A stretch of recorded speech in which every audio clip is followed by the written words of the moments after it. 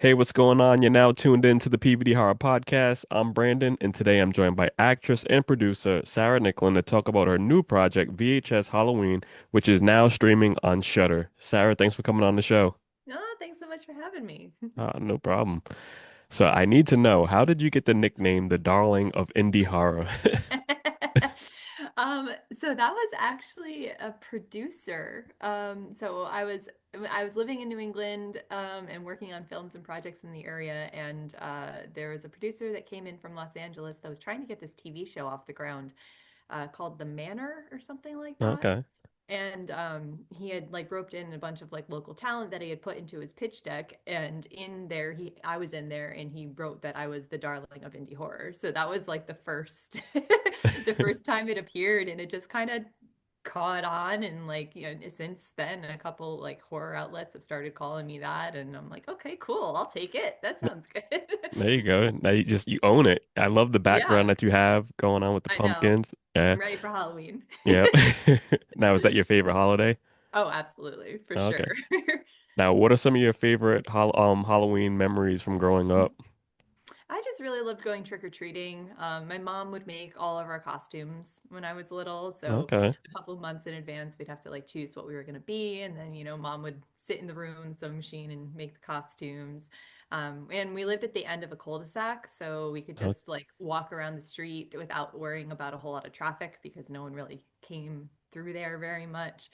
So I had friends that had lived in a gated community nearby, and so we'd do like our street and then go over to their street, okay. and they always had the full size candy bars because it was in this Yeah. area.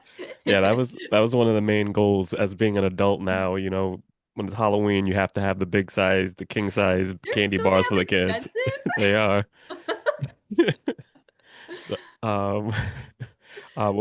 what first inspired you to get into acting? What drew you specifically to the horror independent film world?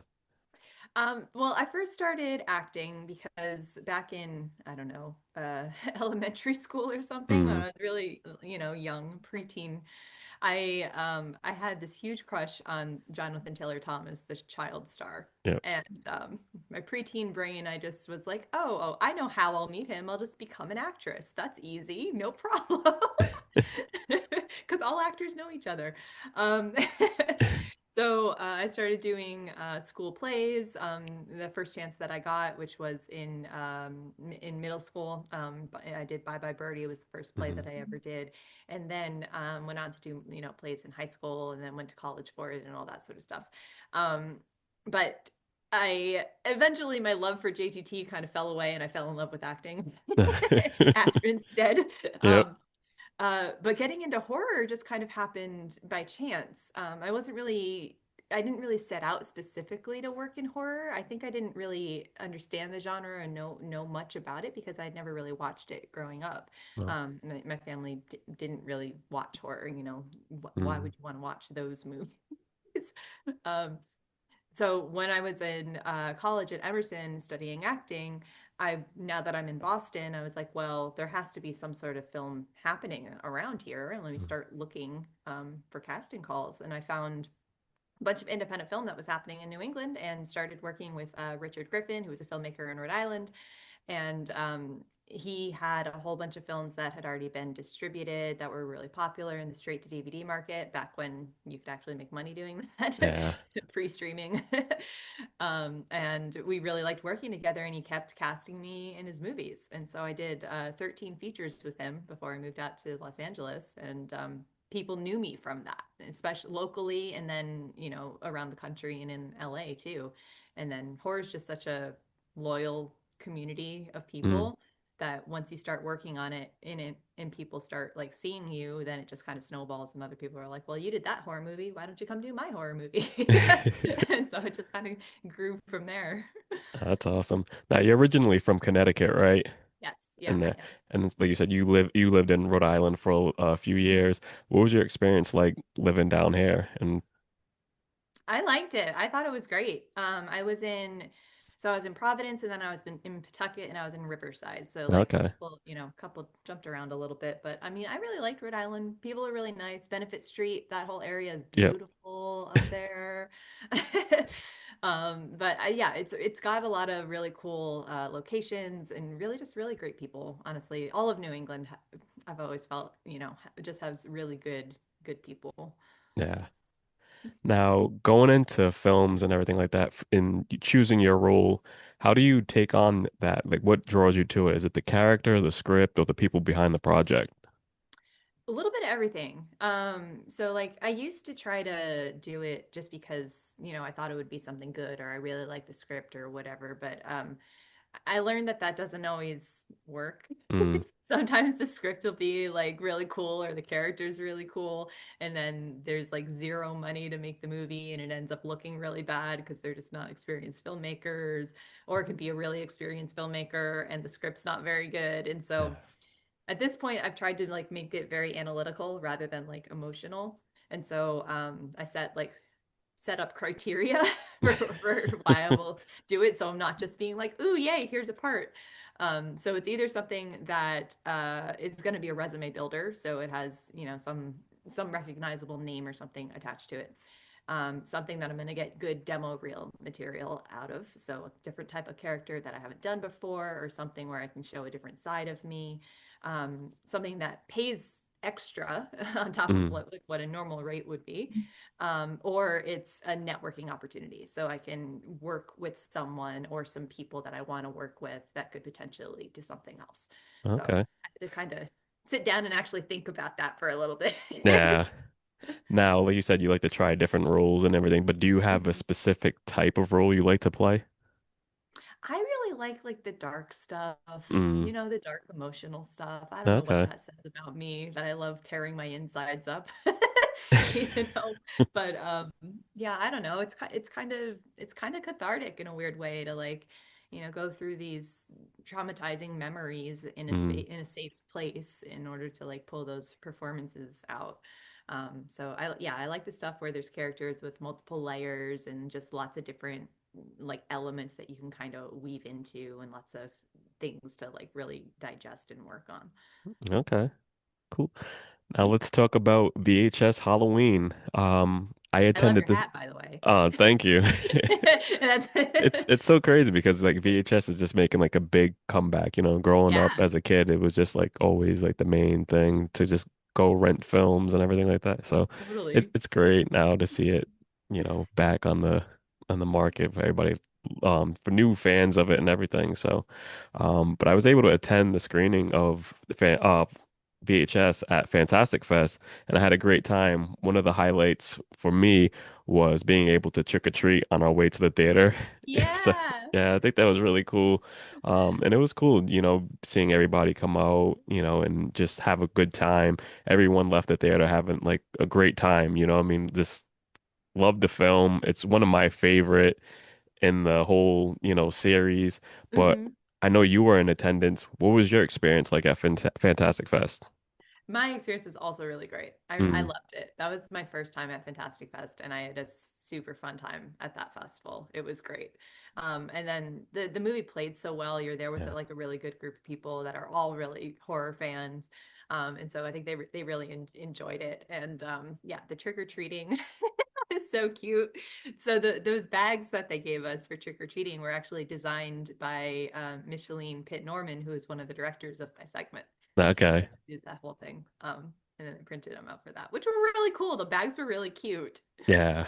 It was funny because I actually had my bag. I just came back from New York Comic Con yesterday, Hmm. and so I had my bag, and everybody was looking at it like, "Where the hell did you get that from?" And then it was Yeah, funny because Micheline was at the Shudder panel, the and she Shudder seen my panel. Yep. bag, and so she seen me, and she like did a little smile, and I was like, so I didn't know she designed it though. That was cool Yeah, though. yeah, she did. I mean, she has a clothing line and everything. Like she's a really talented designer as well, on top of No, everything else that she does. yeah. Now, what was it like working with her on this segment? I mean, both her and her husband Hmm. were amazing. So like they're a really wonderful creative team, and they have a very unique singular vision that I think they're both kind of focused on. But then they divvy up tasks to things that they have more strengths in. And I mean, Micheline is basically like a walking art department. I mean, she's a Yeah. designer. She can do hair, makeup, and makeup effects and costuming, like all of that sort of stuff. She's fantastic at. And then RH has a wonderful eye for camera and for lighting and just for like the flow and movement of how everything's going to cut together. So they kind of focused more on those areas that they have better attention to detail while also working towards the same goal. And then when it came to working with the actors, I think they were both equally involved with Okay. that. And we just had a lot of collaboration, and even through like the rehearsal process, changing some of the dialogue a little bit, just based on like what we kind of felt was more accurate to what was actually going on in the moment and in the scenes. Yeah. At the panel, she was able to touch on like how much fun everyone had Mm-hmm. behind the scenes working on the project and just like the time that you guys had. I think it was about what 20 days or something to shoot. For the whole thing, 5 days were the actual like shoot production, Okay. like actually camera rolling shoot day. And with VHS, it's interesting because they do each segment almost as if they're their own feature and like completely separately. Uh, So there's a little overlap in like resources and the people that are working on them, but they don't start working on the next segment until the previous segment is done. okay. So yeah, so you have like, all right, here's your time. Go ahead and get it done. So now, like I said, we you star in the segment Home Haunt and you star as Nancy. What films did you watch to prepare to take on to this role? Like what did you add into it? Specifically Gremlins. Okay. It's when I was first talking with Micheline and RH, that was what they said. They kind of had based the character off of like this suburban mom that can also be a badass and kill the monsters to save a family when you need to. So I watched that, and then I watched there's a bunch of documentaries about home haunters, specifically in like Southern California, because people go crazy here with home haunts. Yeah. So I watched those just to get kind of in the mindset of people that do these really extravagant home haunts every year.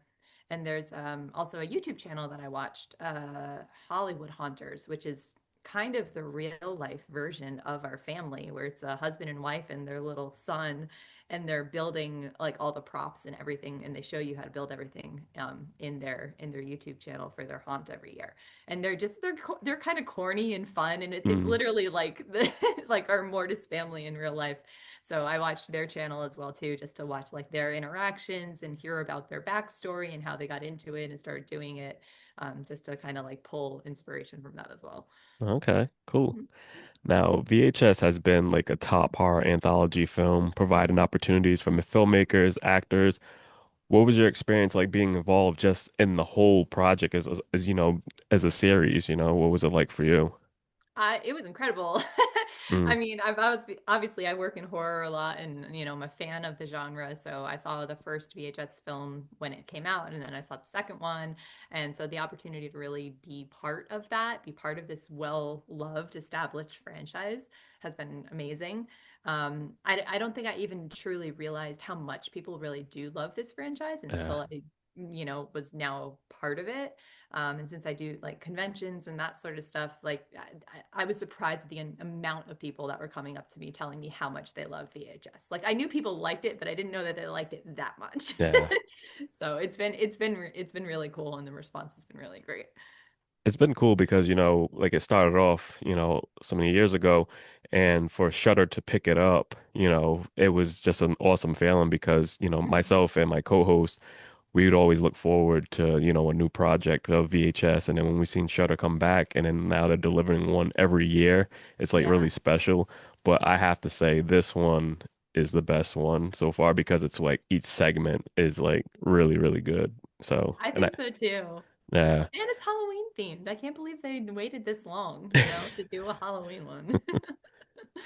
Now, I know you're not a big, horror fan. Growing up, you didn't watch horror films that much, but what are some of your favorite anthology films of all time? Yeah, I mean now I pretty much watch Mm, only horror. yeah, So there's actually a couple horror anthologies that I watch every year specifically for Halloween. Michael Dougherty's Trick or Treat is one of my favorites. yeah. Absolutely love that film. I literally just watched that last night. I love Tales of Halloween also. That's another like really, really cool one. What other horror anthologies? I mean, I don't know if you, well, they're more like series, like Tales from the Crypt and, Yeah. Creep Show and stuff that, like that older content as well. So, yeah, I think, I mean, all of those like fun little like bite-sized, pieces of content are just really cool. Yeah. Now, you also starred in Popeye the Slayer Man, so what was it like for you to jump into a film that had such a rich background, growing up, for that to be put onto screen now from a cartoon? Yeah, I mean, first when I started talking to the filmmakers about that, I didn't really know it was a Popeye movie, and then they Mm, sent me the script and they were like, "P.S. Don't tell anyone this is a Popeye movie," and I was like, "Oh my God, yeah. surprise!" Because originally they were just calling it the Sailor Man, was like the Okay. concept, trying to keep it secret as people do. But I hadn't really watched a whole lot of Popeye when I was growing up either. I mean, obviously I knew who he was and I knew like the traits that he had. Yeah. But being able to like turn him into this slasher character, I thought was super fun. And just the tone of it is really like spot on and just really entertaining. Didn't take it too seriously. And just makes for like a really fun watch. There have been some people though, since I have, like I said, done some conventions that have been like, oh no, you did Popeye as a slasher, you're ruining my child. Sorry, but you don't have to watch it if you don't want to. Yeah. Yeah. A lot of people were upset about that with the steamboat. But I think Yeah. it's cool, I mean, like you take on everything, we can see Winnie the Pooh in a different light, so Yep. I think it's awesome. And I think that, there's a lot of fans out there that do appreciate it. Yeah. So, It's lots of creativity too to find yeah. ways to, bring these characters into a different genre than where they previously were. Hmm. And you also worked on family films such as Blippi on Netflix. My daughter is a big fan when she was younger, and I was just Yep. like, oh man, Blippi, it was just Blippi all day. So it was Yeah. cool to see you star in that film also. What was that experience like working on that on Netflix? That was really fun. I don't have kids, so I didn't know what that was when I was auditioning for it. But then Yeah. after I booked that and I started telling people, anyone that had a kid was like, "Oh my God, like this is a huge deal. My kid loves Blippi." I was like, Yeah. "Great, I'll be your child's best friend. I'll be every child's best friend at this Yeah. point, Farmer Fran." Um, that was really fun to do. Specifically, I like really like the location where we shot because we were on an actual like petting zoo, pet Okay. farm, which was fun to go and like hang out and with the animals, feed the cows, do that sort of thing. But it was kind of exhausting because it's just so high energy. Yeah. Like when you're, filming that to keep it entertaining, for the kids that, yeah, by the end of the day, I was like, wow, like I kind of feel like I've done a horror movie because, horror is so intense, especially Yeah. when you're doing a lot of the physical, running and screaming and like fight scenes and so on. And being scared and putting your body through that is just it's exhausting. And so yeah, Blippi was kind of exhausting in the same way, even though it's a very different genre. Yeah. Well, that's cool. So, back to VHS. Um, a few segments, I think two segments have been turned into feature film projects. And just the praise that Home Haunt has been getting, would you love to see that to become a full feature? Oh my God, I totally would. Yeah, Yeah, I really hope that, the producers get enough of this positive feedback that they think it would be worthwhile to turn it into a feature because I think it would be really unique and really cool. And I loved being on those sets and working in that area so much. Like I would absolutely love to do that as a yeah. feature. Because yeah, there are a lot of segments that when it's finished, I'm just like, oh man, I could watch that Like I want for another more. an hour. You know what I mean? You want more of it, and Yeah. so like I would love to see like each segment on this project become a full feature. You know what I mean? That's just fingers crossed. I hope it can happen. So far, like Yeah. I said, we only got two. two full features and one miniseries spinoff. Yeah. So, but I love what Shudder has done with this and opening the door for more opportunities for filmmakers and everybody. So I just want to say congratulations, for Oh, being a part of this project, because I know now more people have their eyes set on you, and I would love to see what you're working on next. So if there's any way that you can share anything that you're working on now or, something that's going to be releasing soon, can you share that with us? So what I can say, I have a TV movie that I'm going to start on in a week. So I Okay. can't tell you what it is or anything All like that, right. but I can say I am starting on a new TV movie in a week. And then I'm in another horror anthology called If It Bleeds. That's playing some festivals. I think the end of this year, starting beginning of next year, and they're still trying to get distribution. So hopefully it will get picked up after the festival run, and then be coming out after that. So Okay, cool. mm, Now, can you tell the listeners where they can find you on social media? Instagram is the best place to find me. So it's just my name, Sarah Nicklin. That's where I that's really the only one that I actually like check No, at this okay. point. All right. Sarah, thank you so much for coming on the show. And for everybody listening, make sure you check out VHS Halloween, now streaming on Shudder. And we'll be back next week with another episode. Until then, take it easy. Thank you so much for having me. This Thank was you for coming great. on. Takes a lot of love for a person to do